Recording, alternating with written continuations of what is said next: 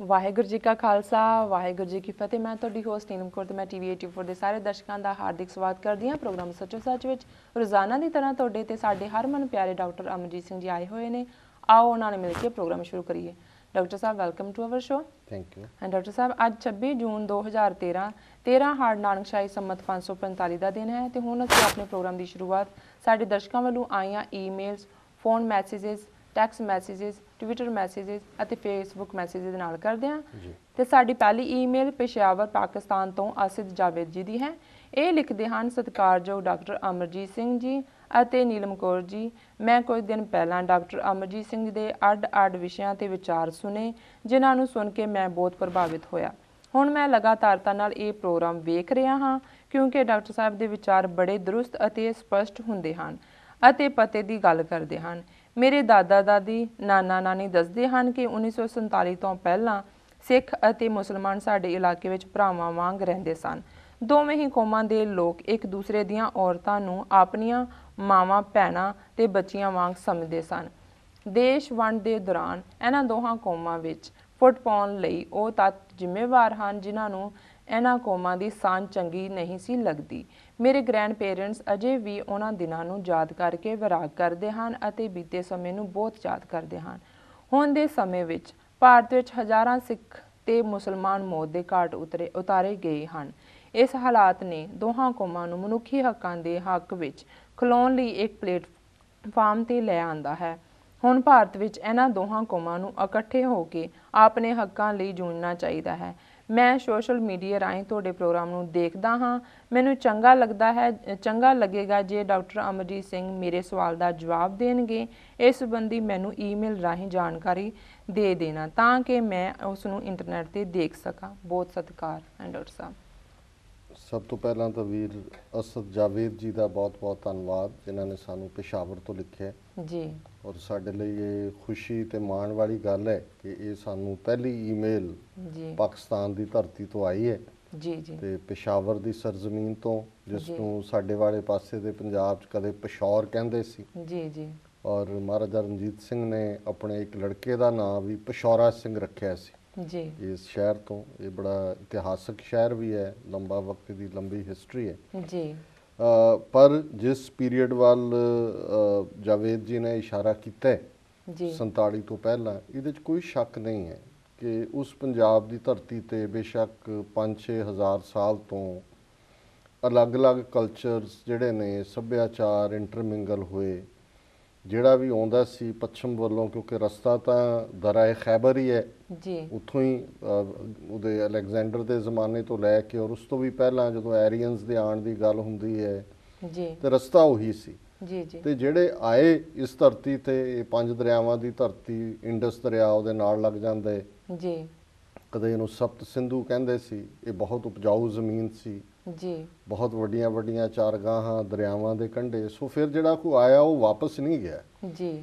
ਉਹ ਮੂਲ ਤੌਰ ਦੇ ਉੱਤੇ ਹੁਣ ਅੱਜ ਵੀ ਪਾਕਿਸਤਾਨ ਦੇ ਵਿੱਚ ਇੱਕ ਥਾਂ ਹੈ, ਬੇਸ਼ੱਕ ਜਿਵੇਂ ਅਲੈਗਜ਼ੈਂਡਰ ਤਾਂ ਉਹਨੂੰ ਦੁਨੀਆ ਫਤਿਹ ਕਰਨ ਦਾ ਜਨੂਨ ਚੜਿਆ ਹੋਇਆ ਸੀ, ਉਹ ਤਾਂ ਆਪਣੀ ਫੌਜ ਦੇ ਇੱਕ ਹਿੱਸੇ ਨਾਲ ਚਲਾ ਗਿਆ। ਜੀ ਜੀ। ਪਰ ਜਿਹੜੇ ਕੁਛ ਉਹਦੇ ਨਾਲ ਆਏ ਲੋਕ ਸੈਟਲ ਹੋਏ, ਅੱਜ ਵੀ ਪਾਕਿਸਤਾਨ ਦੇ ਵਿੱਚ ਉਹਨਾਂ ਦੀ ਤਹਿਜ਼ੀਬ ਵਾਲਾ ਉਹ ਵੱਖਰਾ ਇਲਾਕਾ ਹੈ। ਇਹ ਵੱਖਰੀ ਗੱਲ ਹੈ ਕਿ ਉਹਦਾ ਨਾਂ ਕਾਫਰਿਸਤਾਨ ਰੱਖਿਆ ਹੋਇਆ ਹੈ। ਜੀ ਜੀ। ਲੇਕਿਨ ਉਹ ਉਵੇਂ ਹੀ ਜਿਵੇਂ ਉਹਨਾਂ ਦਾ ਗ੍ਰੀਕਸ ਦਾ ਪਹਿਰਾਵਾ ਸੀ, ਉਹਨਾਂ ਦੇ ਡਰੈਸ, ਉਹਨਾਂ ਦੇ ਡਾਂਸ, ਉਹਨਾਂ ਦੀ ਸਾਰੇ ਫੀਚਰ ਉਹਨਾਂ ਵਾਲੇ ਨੇ। ਸੋ ਇਹ ਆਪਣੇ ਆਪ ਦੇ ਵਿੱਚ ਇੱਕ ਸਬੂਤ ਹੈ। ਔਰ ਇਸੇ ਤਰ੍ਹਾਂ ਬੇਸ਼ੱਕ ਉਹ ਤੁਰਕ ਸੀ, ਪਠਾਨ ਸਨ, ਮੁਗਲ ਸਨ, ਜਿਹੜੇ ਆਏ ਉਹਨਾਂ ਨੇ ਫਿਰ ਉਸ ਧਰਤੀ ਨੂੰ ਹੀ ਆਪਣਾ ਘਰ ਬਣਾਇਆ। ਇਸ ਲਈ ਉੱਥੇ ਕੋਈ ਕਿਸੇ ਨੂੰ ਇਹ ਨਹੀਂ ਕਹਿ ਸਕਦਾ ਕਿ ਜੀ ਇਹ ਬਾਹਰੋਂ ਆਏ ਨੇ। ਜਿਵੇਂ ਜਿਹੜਾ RSS ਦਾ ਸਿਧਾਂਤ ਹੈ, ਜਦੋਂ RSS ਉੱਥੋਂ ਦੇ ਧਰਮਾਂ ਨੂੰ ਆਇਡੈਂਟੀਫਾਈ ਕਰਦਾ ਹੈ ਤੇ ਉਹ ਇਸਲਾਮ ਤੇ ਕ੍ਰਿਸਚੀਅਨਸ ਨੂੰ, ਉਹਨਾਂ ਨੂੰ ਬਾਹਰਲੇ ਲੋਕ ਕਹਿੰਦਾ ਕਿ ਜੀ ਇਹ ਬਾਹਰਲੇ ਨੇ।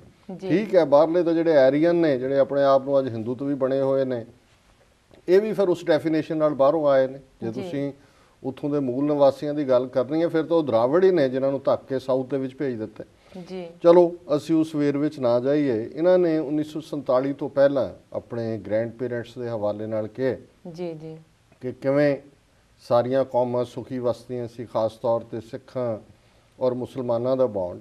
ਜੀ ਜੀ। ਪਿਛਲੇ ਦਿਨਾਂ 'ਚ ਮੈਂ ਇੱਕ ਆਰਟੀਕਲ ਇਆਜ਼ ਅਮੀਰ ਇਹ ਪਾਕਿਸਤਾਨ 'ਚ ਮੈਂਬਰ ਪਾਰਲੀਮੈਂਟ ਵੀ ਰਹੇ ਨਵਾਜ਼ ਸ਼ਰੀਫ ਦੀ ਪਾਰਟੀ ਰਾਹੀਂ। ਹੁਣ ਬੇਸ਼ੱਕ ਪਾਰਟੀ ਤੋਂ ਨੂੰ ਉਹਨਾਂ ਨੇ ਛੱਡ ਦਿੱਤਾ ਹੈ ਜੀ, ਇਸ ਵਾਰ ਚੋਣ ਨਹੀਂ ਲੜੀ, ਪਰ ਇਹ ਫੌਜ 'ਚੋਂ ਆਏ ਹੋਏ ਨੇ ਜੀ, ਔਰ ਕਾਫੀ ਉਹਨਾਂ ਦਾ ਮੁਤਾਲਿਆ ਕਰਨ ਦਾ ਮਾਈਂਡ ਹੈ। ਨਿੱਜੀ ਜ਼ਿੰਦਗੀ ਹਰ ਇੱਕ ਦੀ ਆਪੋ ਆਪਣੀ ਹੈ, ਅਸੀਂ ਉਹਦੇ ਤੇ ਕੋਈ ਹਾਂ ਪੱਖੀ ਜਾਂ ਨਾ ਪੱਖੀ ਕਮੈਂਟ ਨਹੀਂ ਕਰਦੇ। ਜੀ, ਸੋ ਉਹਨਾਂ ਨੇ ਜਦੋਂ ਰਣਜੀਤ ਸਿੰਘ ਦੀ ਗੱਲ ਕੀਤੀ ਔਰ ਅੱਜ ਦੀ ਜਿਹੜੀ ਸਮੱਸਿਆ ਪਾਕਿਸਤਾਨ ਫੇਸ ਕਰ ਰਿਹਾ ਹੈ ਉਸ ਖਿੱਤੇ ਦੇ ਵਿੱਚ, ਤੇ ਉਹਨੇ ਇਹ ਕਿਹਾ ਕਿ ਵੀ ਰਣਜੀਤ ਸਿੰਘ ਉਹ ਇਸ ਧਰਤੀ ਦਾ ਪੁੱਤਰ ਹੈ ਜਿਹਨੇ ਇੱਕ ਸਾਂਝ ਦਾ ਕਲਚਰ ਦਿੱਤਾ ਹੈ, ਜੀ, ਜਿਹਨੇ ਪਛਾਣ ਦਿੱਤੀ ਔਰ ਉਹਦੀ ਫੌਜ ਦੇ ਵਿੱਚ ਸਿੱਖ ਮੁਸਲਮਾਨ ਔਰ ਕੁਝ ਹਿੰਦੂ ਵੀ ਜਿਹੜੇ ਨੇ ਉਹ ਇੱਕ ਸਾਂਝੀ ਆਰਮੀ ਦੇ ਤੌਰ ਤੇ ਲੜੇ। ਬੇਸ਼ੱਕ ਜ਼ਾਹਰਾ ਤੌਰ ਤੇ ਸਰਕਾਰੇ ਖਾਲਸਾ ਕਰਕੇ ਸਿੱਖ ਰਾਜ ਉਹ ਵੱਜਦਾ ਹੈ, ਜੀ, ਪਰ ਉਸ ਰਾਜ ਦੇ ਵਿੱਚ ਜੇ ਮਸੀਤਾਂ ਦੀ ਗੱਲ ਹੈ ਤੇ ਉਹਨਾਂ ਨੂੰ ਵੀ ਲਿਬਰਲ ਰਾਜ ਵੱਲੋਂ ਡੋਨੇਸ਼ਨਸ ਦਿੱਤੀਆਂ ਗਈਆਂ। ਜੀ, ਜੇ ਗੁਰਦੁਆਰਿਆਂ ਦੀ ਗੱਲ ਹੈ ਅੱਜ ਵੀ ਉਹਨਾਂ ਦੇ ਨਾਂ ਉਹ ਜਿਹੜੀਆਂ ਨੇ ਜ਼ਮੀਨਾਂ ਨੇ ਔਰ ਇਸੇ ਤਰ੍ਹਾਂ ਮੰਦਰਾਂ ਨੂੰ, ਦਰਗਾਹਾਂ ਨੂੰ, ਜੀ, ਸਾਈਂ ਮੀਆਂ ਮੀਰ ਜਾਂ ਲਾਹੌਰ ਦੇ ਪੈਟਰਨ ਸੇਂਟ ਜਿਹੜੇ ਨੇ ਦਾਤਾ ਗੰਜ, ਉਹਨਾਂ ਸਾਰਿਆਂ ਨੂੰ ਉਹਨਾਂ ਨੇ ਜ਼ਗੀਰਾਂ ਦਿੱਤੀਆਂ ਲਿਬਰਲੀ। ਜੀ, ਔਰ ਇੱਥੋਂ ਤੱਕ ਵੀ ਕਿ ਜੇ ਇੱਕ ਕੁਰਾਨ ਸ਼ਰੀਫ ਕੋਈ ਦੱਖਣ ਦੇ ਭਾਰਤ 'ਚੋਂ ਆਇਆ, ਉਹਨੇ ਬੜੀ ਮਿਹਨਤ ਨਾਲ ਲਿਖਿਆ ਸੀ ਔਰ ਉਹ ਸਾਰੇ ਜਿਹੜੇ ਰਾਜ ਪੈਂਦੀਆਂ ਰਿਆਸਤਾਂ ਸੀ ਉਹਨਾਂ 'ਚ ਕੁਝ ਮੁਸਲਮਾਨ ਨਵਾਬ ਵੀ ਸੀ, ਉਹਨਾਂ 'ਚੋਂ ਘੁੰਮ ਆਇਆ, ਉਹਨੂੰ ਮੂੰਹ ਮੰਗੇ ਪੈਸੇ ਨਹੀਂ ਮਿਲੇ। ਔਰ ਇੱਧਰ ਜਦੋਂ ਲੰਘ ਰਿਹਾ ਸੀ ਉਹਨੇ ਕਿਹਾ ਜੀ ਮੇਰੇ ਤਾਂ ਫਨ ਦਾ ਔਰ ਮੇਰੇ ਇਸ ਕੈਲੀਗ੍ਰਾਫੀ ਦਾ ਕੋਈ ਕਦਰਦਾਨ ਹੀ ਨਹੀਂ ਹੈ। ਜੀ, ਰਣਜੀਤ ਸਿੰਘ ਨੇ ਇਹ ਗੱਲ ਉਹਦੇ ਤੱਕ ਪਹੁੰਚੀ। ਉਹਨੇ ਉਹਨੂੰ ਪੁੱਛਿਆ ਕਿ ਭਾਈ ਦਾ ਕੀ ਤੂੰ ਐਕਸਪੈਕਟ ਕਰਦਾ, ਤੂੰ ਬਹੁਤ ਮਿਹਨਤ ਕੀਤੀ ਹੈ ਸਾਰੀ ਜ਼ਿੰਦਗੀ ਬੜਾ। ਉਹਨੇ ਜੋ ਵੀ ਰਕਮ ਕਹੀ, ਮਹਾਰਾਜਾ ਰਣਜੀਤ ਸਿੰਘ ਨੇ ਉਸ ਤੋਂ ਦੁੱਗਣੀ ਰਕਮ ਦੇ ਕੇ ਉਹ ਕੁਰਾਨ ਸ਼ਰੀਫ ਜਿਹੜਾ ਉਹ ਫਕੀਰ ਅਜ਼ੀਜ਼ੁਦੀਨ ਜਿਹੜੇ ਉਹਨਾਂ ਦੇ ਫੋਰਨ ਮਿਨਿਸਟਰ ਸੀ ਉਹਨਾਂ ਨੂੰ ਭੇਟ ਕੀਤੀ ਆਪਣੇ। ਉਹਨਾਂ ਨੇ ਮੱਥੇ ਨਾਲ ਲਾਇਆ, ਚੁੰਮਿਆ ਕੁਰਾਨ ਮਜੀਦ ਨੂੰ ਔਰ ਫਕੀਰ ਅਜ਼ੀਜ਼ੁਦੀਨ ਨੂੰ ਦਿੱਤੀ। ਸੋ ਇਹ ਜਿਹੜੀ ਸਾਂਝ ਸੀ ਇਹ ਬੜੀ ਪੀढ़ੀ ਸਾਂਝ ਸੀ ਔਰ ਇਹੀ ਕਾਰਨ ਹੈ ਕਿ ਜੇ ਸਿੱਖ ਰਾਜ ਦੇ ਉੱਤੇ ਹਮਲਾਵਰ ਹੁੰਦੇ ਨੇ ਪੂਰਬੀ ਔਰ ਦੱਖਣੀ, ਜੀ, ਅੰਗਰੇਜ਼ਾਂ ਦੇ ਅੱਗੋਂ ਬਣ ਕੇ ਉਹਨਾਂ ਦੇ ਮਰਸਨਰੀ, ਤੇ ਜਿਹੜੇ ਸਭ ਤੋਂ ਜ਼ਿਆਦਾ ਕੀਰਨੇ ਪਾਏ ਨੇ ਉਸ ਸਾਂਝ ਦੇ ਟੁੱਟਣ ਦੇ, ਉਸ ਰਾਜ ਦੇ ਜਾਣ ਦੇ, ਉਹ ਸ਼ਾਹ ਮੁਹੰਮਦ ਨੇ ਪਾਏ ਨੇ। ਜੀ, ਔਰ ਸ਼ਾਹ ਮੁਹੰਮਦ ਇਹ ਕਹਿੰਦਾ ਕਿ ਫੌਜਾਂ ਜਿੱਤ ਕੇ ਅੰਤ ਨੂੰ ਹਾਰੀਆਂ ਨੇ, ਜਾਂ ਸ਼ਾਹ ਮੁਹੰਮਦਾ ਤੁਸੀਂ ਪੰਜਾਬੀ ਹੋ ਜੀ, ਕੀਰਤ ਸਿੰਘ ਸਿਪਾਹੀ ਦੀ ਰੱਖਣੀ ਜੀ। ਸੋ ਉਹ ਜਿਹੜਾ ਇੱਕ ਸਾਂਝ ਦਾ ਕਲਚਰ ਸੀ ਇਹ ਜਾਰੀ ਰਿਹਾ। ਅੰਗਰੇਜ਼ ਬੇਸ਼ੱਕ ਆ ਗਏ, ਉਹਨਾਂ ਨੇ ਰਾਜ ਤਾਂ ਆਪਣੇ ਨਾਲ ਮਿਲਾ ਲਿਆ ਜੀ, ਲੇਕਿਨ ਇਹ ਸਾਂਝ ਔਰ ਇਹ ਨਹੀਂ ਵੀ ਉਹਨਾਂ ਦੇ ਗ੍ਰੈਂਡ ਪੇਰੈਂਟਸ ਪੇਸ਼ਾਵਰ ਜਾਂ ਉਸ ਬੈਲਟ 'ਚ ਹੋਣਗੇ, ਜਿਹੜੇ ਈਸਟ ਪੰਜਾਬ 'ਚ ਵੀ ਜੀ, ਜਿਹੜੇ ਸਾਡੇ ਬਜ਼ੁਰਗ ਵੀ ਨੇ ਉਹਨਾਂ ਦੀਆਂ ਵੀ ਉਹੀ ਸਾਰੀ ਸਾਂਝ ਸੀ। ਮੁਹੱਲਿਆਂ ਦੇ ਵਿੱਚ ਉਹੀ ਸਾਂਝ, ਹਰ ਇੱਕ ਦੀ ਬੱਚੀ ਉਨਾ ਹੀ ਆਨਰ ਹੈ, ਇੱਕ ਦੂਜੇ ਦੇ ਦੁੱਖ ਸੁੱਖ ਦੇ ਵਿੱਚ ਸ਼ਮੂਲੀਅਤ ਹੈ, ਸ਼ਾਮਲ ਨੇ। ਕਈ ਵਾਰ ਜੇ ਬੱਚਾ ਵਿਗੜਦਾ ਹੈ ਤੇ ਉਹੀ ਜਿਹੜਾ ਇੱਕ ਸਿੱਖ ਪਿਤਾ ਹੈ ਉਹ ਜਿਹੜਾ ਆਪਣਾ ਮੁਸਲਮਾਨ ਦੋਸਤ ਹੈ ਜਿਹਨੂੰ ਉਹ ਮੁੰਡਾ ਚਾਚਾ ਕਹਿੰਦਾ ਉਹਨੂੰ ਕਹਿੰਦਾ ਕਿ ਭਾਈ ਇਹਨੂੰ ਸਮਝਾ। ਔਰ ਇਸੇ ਤਰ੍ਹਾਂ ਜੇ ਉਹਦਾ ਚਾਚੇ ਦਾ ਮੁੰਡਾ ਵਿਗੜਦਾ ਹੈ ਤੇ ਉਹ ਕਹਿੰਦਾ ਜਾ ਤਾਇਆ ਜੀ ਕੋਲ, ਉਹ ਤੁਹਾਨੂੰ ਤਾਂ ਉਹਨਾਂ ਨੂੰ ਕਹਿਣਾ ਕਿ ਮੇਰਾ ਮੁੰਡਾ ਵਿਗੜਿਆ, ਇਹਨੂੰ ਤੁਸੀਂ ਅਕਲ ਦਿਓ ਕੋਈ। ਸੋ ਇਹ ਜਿਹੜਾ ਇੱਕ ਬੜਾ ਸਾਂਝ ਦਾ ਕਲਚਰ ਸੀ। ਪਰ ਜਿਹੜਾ 1930 ਤੋਂ ਇਸ ਦੇ ਵਿੱਚ ਬਿਟਰਨੈਸ ਸ਼ੁਰੂ ਹੋ ਗਈ ਸੀ, ਉਹਦਾ ਕਾਰਨ ਜ਼ਾਹਰ ਹੈ ਸਿਆਸੀ ਤੌਰ ਤੇ ਅੰਗਰੇਜ਼ ਵੀ ਆਪਣੀ ਗੇਮ ਖੇਡ ਰਹੇ ਸੀ ਔਰ ਕਾਂਗਰਸ ਪਾਰਟੀ ਜਿਸ ਦੇ ਲੀਡਰ ਗਾਂਧੀ ਔਰ ਨਹਿਰੂ ਸੀ, ਜਿਨ੍ਹਾਂ ਦੇ ਦਿਮਾਗ ਦੇ ਵਿੱਚ ਹਿੰਦੂਤਵਾ ਵੜਿਆ ਹੋਇਆ ਸੀ ਕਿ ਅੰਗਰੇਜ਼ ਜਾਣ ਤੋਂ ਬਾਅਦ ਉਹਨਾਂ ਨੂੰ ਸੀ ਵੀ 1000 ਸਾਲ ਦੀ ਅਸੀਂ ਗੁਲਾਮੀ ਭੋਗੀ ਹੈ, ਹੁਣ ਅਸੀਂ ਇੱਥੇ ਜਿਹੜਾ ਆਪਣੇ ਹਿੰਦੂਤਵਾ ਦਾ ਆਪਣਾ ਝੰਡਾ ਗੱਡਾਂਗੇ।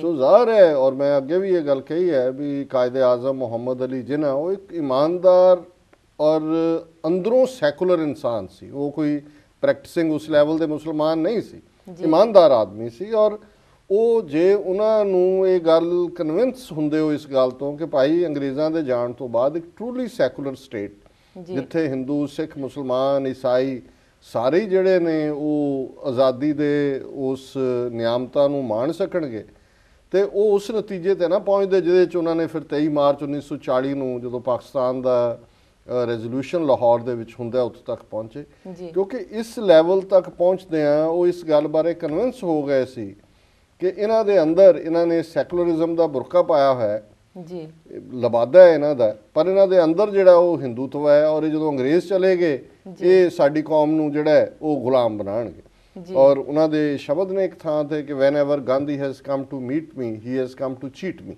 ਕਿ ਮੈਨੂੰ ਧੋਖਾ ਦੇਣਾ ਹੈ। ਸੋ ਸਿੱਖ ਲੀਡਰਸ਼ਿਪ ਉਸ ਹਾਲ ਨੂੰ ਨਹੀਂ ਸਮਝ ਸਕੀ, ਆਪਣੀ ਸਥਿਤੀ ਨੂੰ ਬਿਹਤਰ ਬਣਾਉਣ ਦੇ ਲਈ ਕਿਸ ਲੈਵਲ ਦੀ ਨੈਗੋਸ਼ੀਏਸ਼ਨ ਕੀਤੀ ਜਾ ਸਕਦੀ ਹੈ ਜੀ, ਉਹ ਉਹਨਾਂ ਦੇ ਝਾਂਸੇ ਦੇ ਵਿੱਚ ਫਸੇ। ਠੀਕ ਕਿਹਾ ਇਹਨਾਂ ਨੇ ਕਿ ਵੀ ਅਲਟੀਮੇਟਲੀ ਜਿਹੜਾ ਟ੍ਰਿਗਰਿੰਗ ਪੁਆਇੰਟ ਹੈ ਉਹ ਇਹ ਹੈ ਕਿ ਕਾਂਗਰਸ ਨੇ ਸਿੱਖ ਲੀਡਰਸ਼ਿਪ ਨੂੰ ਆਪਣੇ ਟਰੈਪ 'ਚ ਫਸਾਇਆ। ਜੀ, ਸਿੱਖ ਜਿਹੜੇ ਨੇ ਉਹ ਮੋਰ ਵੋਕਲੀ ਪਾਕਿਸਤਾਨ ਨੂੰ ਅਪੋਜ਼ ਕਰਨ ਲੱਗੇ, ਕਿਉਂਕਿ ਜ਼ਾਹਰ ਸੀ ਸਿੱਖਾਂ ਦੀ 12-13% ਆਬਾਦੀ ਸੀ ਔਰ ਉਹਨਾਂ ਦਾ ਵੀ ਅਪੋਜ਼ ਕਰਨਾ ਉਸ ਲੈਵਲ ਤੇ ਹੀ ਸੀ ਕਿ ਵੀ ਅਸੀਂ ਤਾਂ ਡਿਵਾਈਡ ਹੋਏਗੀ ਸਾਡੀ ਕਮਿਊਨਿਟੀ, ਜੀ, ਤੇ ਜੇ ਸਾਰਾ ਪੰਜਾਬ ਪਾਕਿਸਤਾਨ ਦਾ ਹਿੱਸਾ ਬਣਦਾ ਹੈ ਤੇ ਫਿਰ ਉਹਨਾਂ ਦੀ ਆਪਣੀ ਸਾਈਕੋ ਹਿਸਟਰੀ ਆ ਜਾਂਦੀ ਸੀ ਕਿ ਵੀ ਸਾਡੇ ਨਾਲ ਕੀ ਸਲੂਕ ਹੋਏਗਾ। ਜੀ, ਹੋਰ ਕੋਈ ਸਿਚੁਏਸ਼ਨ ਜਾਂ ਕੋਈ ਜਿਹੜਾ ਰਸਤਾ ਹੈ ਜਿਹੜਾ ਕਿ ਉਹ ਗੱਲਬਾਤ ਰਾਹੀਂ, ਭਾਵੇਂ ਉਹ ਮਿਸਟਰ ਜਿਨ੍ਹਾਂ ਨਾਲ ਗੱਲਬਾਤ ਕਰਦੇ ਜਾਂ ਅੰਗਰੇਜ਼ਾਂ ਵੱਲੋਂ ਜਿਹੜੀਆਂ ਆਫਰਸ ਨੇ ਉਹਨਾਂ ਨੂੰ ਸੀਰੀਅਸਲੀ ਲੈਂਦੇ। 5-6 ਸਿੱਖ ਰਿਆਸਤਾਂ ਸਨ, ਪਟਿਆਲਾ, ਨਾਭਾ, ਜੀਂਦ, ਫਰੀਦਕੋਟ, ਕਪੂਰਥਲਾ, ਕਲਸੀਆਂ, ਉਹਨਾਂ ਨੂੰ ਸੈਂਟਰ ਬਣਾ ਕੇ ਕੋਈ ਨਾ ਕੋਈ ਬਾਰਗੇਨਿੰਗ ਕੀਤੀ ਜਾ ਸਕਦੀ ਸੀ।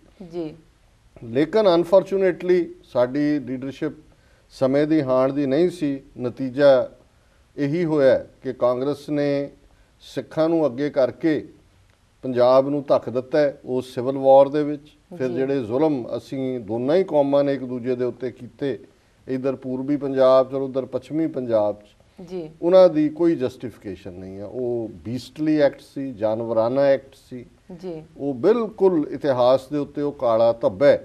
ਔਰ ਇਸ ਨੂੰ ਜਦੋਂ ਅਸੀਂ ਆਪਣੇ ਪੰਜਾਬੀ ਦੀ ਕਵਿਤਰੀ ਅੰਮ੍ਰਿਤਾ ਪ੍ਰੀਤਮ ਜਦੋਂ ਉਸ ਨੂੰ ਬਿਆਨ ਕਰਦੀ, ਅੱਜ ਵੀ ਉਹਨਾਂ ਦੀ ਜਦੋਂ ਨਜ਼ਮ ਦੋਨੋਂ ਪਾਸਿਆਂ 'ਚ ਉਹ ਬੜੀ ਪਪੂਲਰ ਹੈ ਕਿ ਜਦੋਂ ਉਹ ਵਾਰਿਸ ਸ਼ਾਹ ਨੂੰ ਆਧਾਰ ਬਣਾ ਕੇ ਇਹ ਕਹਿੰਦੀ ਹੈ ਕਿ ਵੀ ਇੱਕ ਰੋਈ ਸੀ ਧੀ ਪੰਜਾਬ ਦੀ, ਤੂੰ ਲਿਖ ਲਿਖ ਮਾਰੇ ਵੈਣ, ਅੱਜ ਲੱਖਾਂ ਧੀਆਂ ਰੋਂਦੀਆਂ ਪਈਆਂ ਵਾਰਿਸ ਸ਼ਾਹ ਨੂੰ ਕਹਿਣ, ਇਹ ਦਰਦਮੰਦਾਂ ਦੇ ਦਰਦੀ ਹੈ, ਉੱਠ ਤੱਕ ਆਪਣਾ ਪੰਜਾਬ, ਅੱਜ ਬੇਲੇ ਲਾਸ਼ਾਂ ਵਿਛੀਆਂ ਤੇ ਲਹੂ ਦੀ ਭਰੀ ਚਨਾਬ।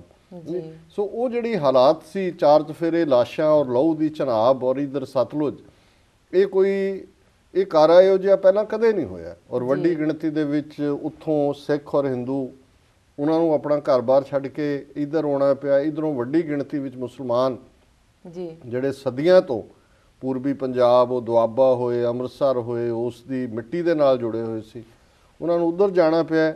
ਹੁਣ ਉਸ ਨੂੰ ਤਾਂ ਅਸੀਂ ਅੰਡੂ ਨਹੀਂ ਕਰ ਸਕਦੇ, ਜੋ ਇੱਕ ਵਕਤ ਨੇ ਇਸ ਕਿਸਮ ਦਾ ਬਣਾ ਦਿੱਤਾ ਹੈ।